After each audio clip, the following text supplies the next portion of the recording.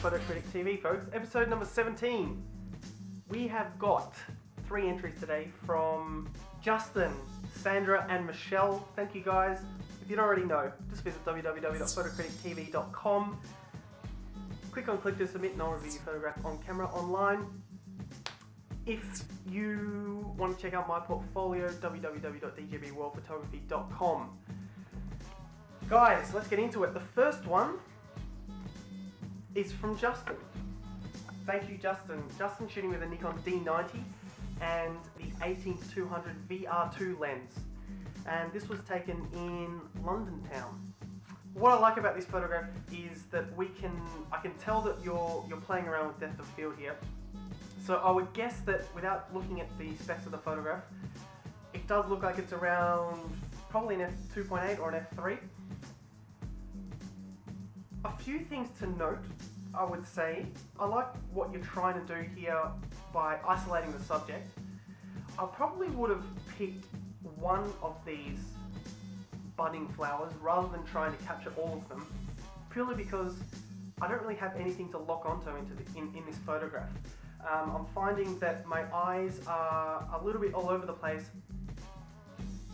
not really knowing which one of these things you're trying to capture, and I think if you'd picked one and defocused the others, this may have improved it a little bit, so we're just trying to simplify as much as we can. I do like the placement of the subject. That does seem to work well here because the background is quite symmetrical and quite well balanced, so the background in the left, there's an equal amount of visual weight on the left and right in the background, so I think that works well.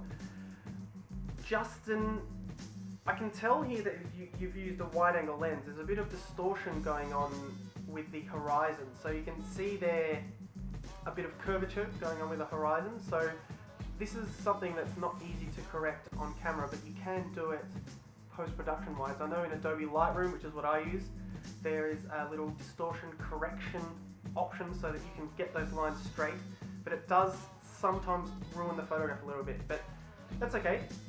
The other thing is, so think about distortion, simplify and isolate the subject a little bit more, and also I would have perhaps brightened this up a little bit, so let a bit more light into the camera so that we can really extract the subject here from the background. Then I would have had a look at white balance as well, because it's a little bit bluey, there's a bit of a bluey cast going on. Have a look at the white balance, shift that to the right, warm it up. We want to get a nice kind of summery, warm glow going on here.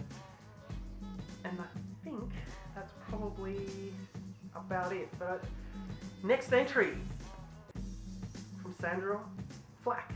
Sandra Flack is from New South Wales. She's shooting with a Fuji Fine Pix S3000 and this was taken in the Blue Mountains. So, okay. Sandra, let's have a look. So your first photograph here is nice. I like what you're trying to capture here. I think, for me, from what I can tell, the subject of your photograph here is the cliff face and the waterfall that's happening in the background. So what we're trying to do in all photographs is find your subject and eliminate distractions. So a lot of the time that just means simplifying. In this particular case, I'm finding that a lot of what's happening in the foreground, so these red tree branches around the left and around the bottom, and that big tree that's coming up from the right hand corner into the middle, to me they're distractions, and they're making it more difficult for me to isolate the subject and really look at the subject. So identify your subject, eliminate distractions. Sandra, I think that's probably the biggest thing. Aaron's phone's going off. Sorry. Oh wow. So Sandra, just think about those things. I think as far as the light's concerned, the lighting is fine. I can tell that it's evenly lit, so there's no kind of really bright areas or really dark areas, so the lighting's fine, it's nice and consistent. But simplify, eliminate distractions, and make it easier for the viewer to enjoy this photograph. Next one from Sandra, and this time we're going to get Aeon to go off the spat on this photograph. OTB on photograph 3. For those of you that don't know, we get Aaron every episode to give us his thoughts on the photograph, having never seen it before. Aaron, how are you? Good as always. Yep. Pleasure to be here. And what's news? Is there anything exciting? Hey, what is exciting that's happening in your life? I get out of bed without hurting myself. That's excellent. Congratulations. All right, here we go, guys. OTB on photograph 3. Aaron, beyond the frame. You've got 7 seconds. Are you ready for this? Yep. Okay.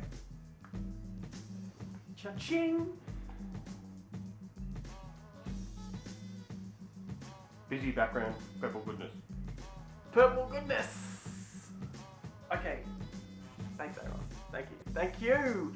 Okay, Sandra, so in case you didn't hear that, Aaron just said, busy background, purple goodness. Nothing wrong with purple goodness.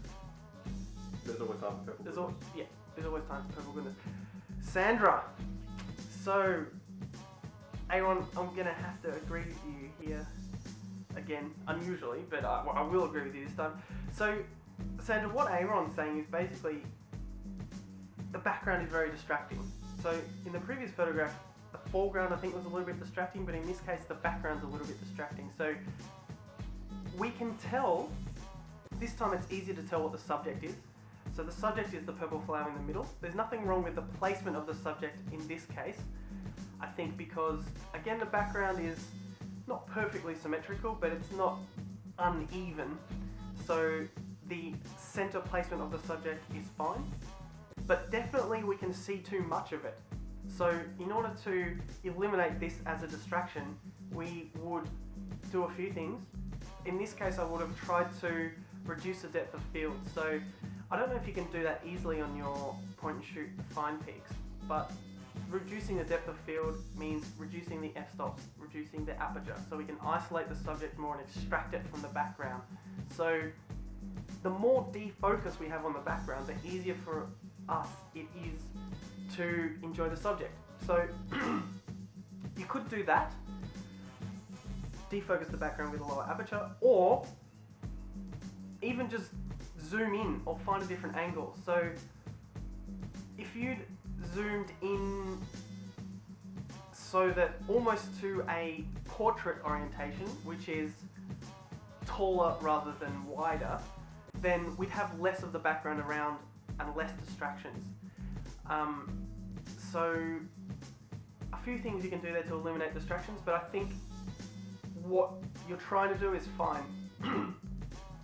The image is nice and sharp, technically speaking, and I like the fact that the purple flower is the only purple object in this subject, so that does really bring our attention to it straight away, which is what you want to try and do. So thank you, Sandra. Let's go to the last submission from Michelle McLaughlin. I think I pronounced that correctly. Michelle McLaughlin Wallace. She's from Brisbane in Australia. Michelle's shooting with the Canon 5D and the 90 to 300mm lens. So Michelle's given us a bit of a backstory here, which helps. So thank you, Michelle. So she said this lady's husband has just passed away. Her son was helping her sell up. She's been living in Australia for 45 years. Doesn't speak any English. This was a magical moment. This was not planned, and I was looking to photograph with a documentary style in mind. And I wanted these photographs to capture a glimpse of her story. So, Michelle, I like what you're doing here, and I'll start with this. The first thing is your subject is a really great subject. The lady herself, you can really get a sense of the emotion, I guess. It's great expression. It's very natural and unposed. So that is helping us tell the story truthfully, which is what we want to try and do in photography. Especially with the documentary style photographs, I think the whole idea is that we don't want to take photographs of people having their photograph taken, if that makes sense. So that you've done well. The the lady here, her face is very interesting as well. She has lots of wrinkles. She looks sad as well, as you would be, I guess. So let's get to the first one. I really like the composition here. I think dividing the frame down the middle here actually does work quite well. The only thing I'd say is perhaps that black banner, I think it would look better without that. Not that there's anything you could really do about that without tearing down a bit of a house. But if there was just a nice plain white slats on the left and then the dark background on the right, this would probably look better. But I like what you've done here. The dark background on the right hand side is good because that's not distracting at all. And my attention goes straight to her when I look at this photograph. Technically speaking, the photograph is quite sharp, but maybe if you're using a prime lens instead of your zoom, so a prime lens is one that has a fixed focal length, you could have improved on that a little bit. That's okay. Great photograph for the first one. Next one, you've changed the orientation, so we've got a portrait orientation this time, and we can see more of the lady. I like the framing, the way you've chose like a 3/4 length photograph. This does work, definitely. Good length. And again, the expression and emotion here as well. We can sense that something has happened in her life, and you can kind of see that by the look on her face. What would I say here to improve this?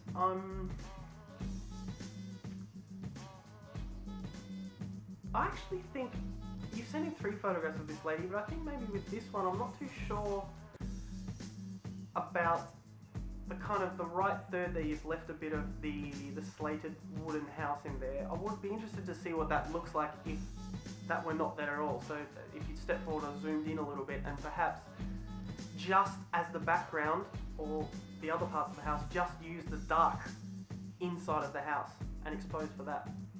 That would be interesting to see. So nice job. Again, I think this photograph could be a little bit sharper if you'd use like a prime lens as opposed to your zoom, but that's okay. Let's go to the last one. And the last photograph you've chosen to photograph in colour. So nice placement of the subject here, using the rule of thirds this time. We've got a bit of negative space on the left hand side. That's great. I think what I would have done is actually, for this particular photograph, maybe just stepped back a little bit and created a little bit more space on the left hand side and just included a little bit more of her body. But I can't think of anything too bad about this. I think with all of these photographs though, with the second and third photograph you sent in, we can tell that you're kind of standing below the subject a little bit. So especially with this third one, the angle is that you're kind of shooting up at her rather than at her level. You can see, this is not always the most glamorous angle here, I think, because you can see a lot of her neck, skin, and I think definitely in this case, if you're shooting from above, like you have with the first one, that's definitely a little more hidden, and the jawline is a little bit more defined. So they're the only things I can think of there, Michelle, but definitely you've done really well here to capture the emotion and expression here. So I think they're definitely the best things about it. But thank you very much for sending those in. And thank you everybody. That's it for episode 17. I'll catch you next time.